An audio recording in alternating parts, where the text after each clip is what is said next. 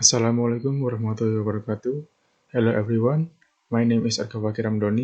I learn at Electronic Engineering Polytechnic Institute of Surabaya or EIPIS, and I took major at Applied Science of Telecommunication. Okay, today I'm gonna presenting about the paper I took for my final project. The title is Review of Partial Transmit Sequence for PAP Reduction in the OFDM Systems. Background of the research. Orthogonal frequency division multiplexing, or OFDM, is a superior technology for high-speed data rate of wireline and wireless communication systems.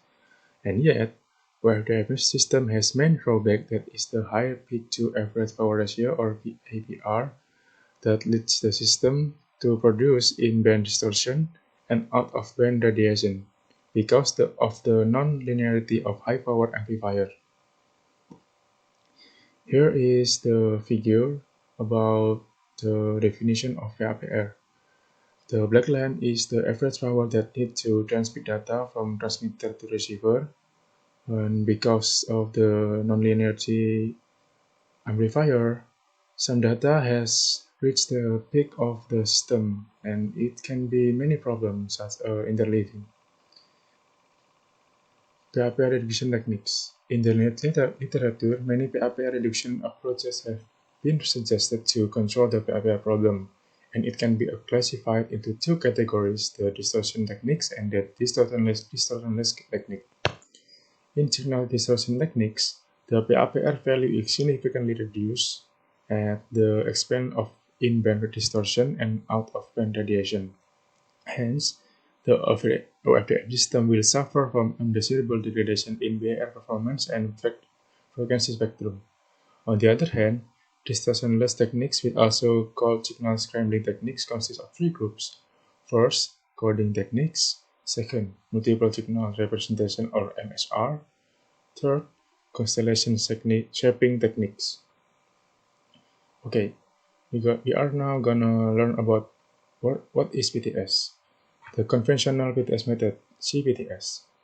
The main principle of conventional PTS method is to partition the input data block into disjoint subblocks. Each subblocks is the pass through the APT block to transform the data from the frequency to the time domain.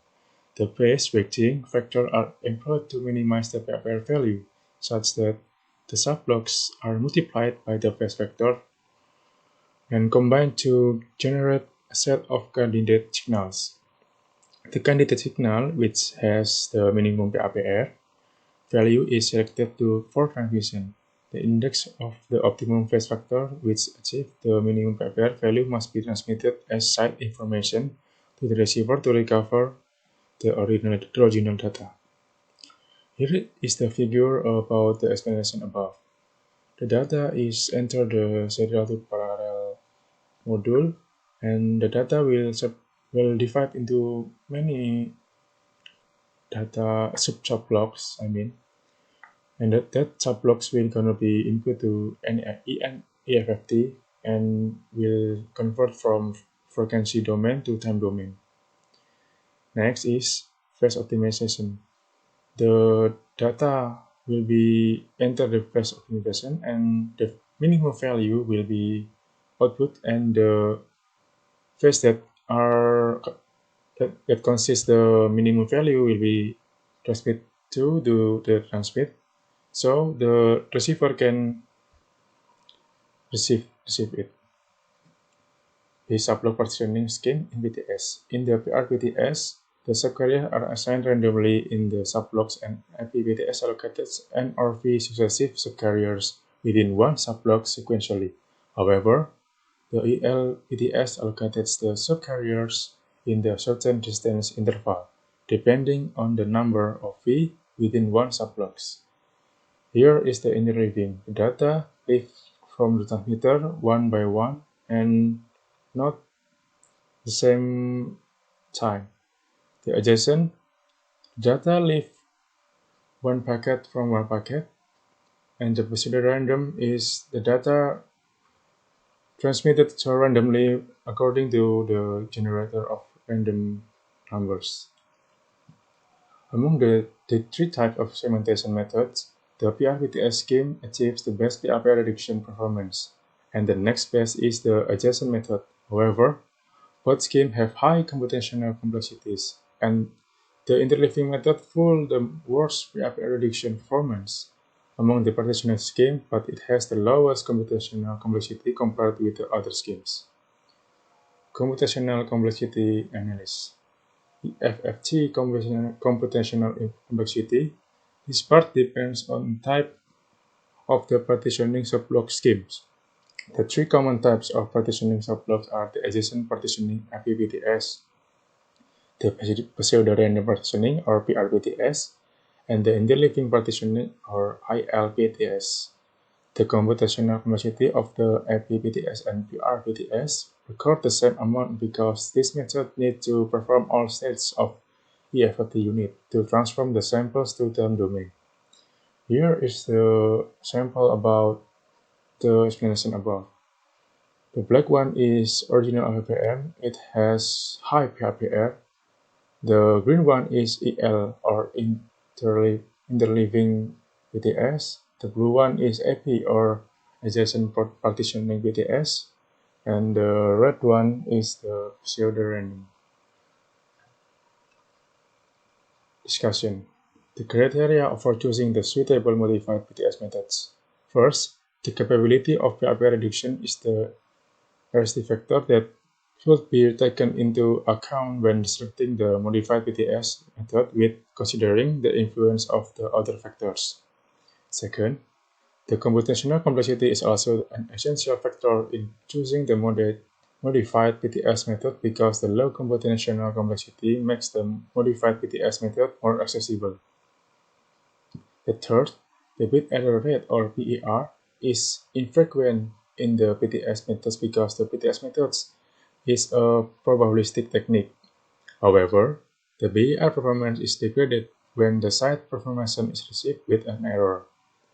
The site information bits or SI is used to inform the receiver site about what transmitter did.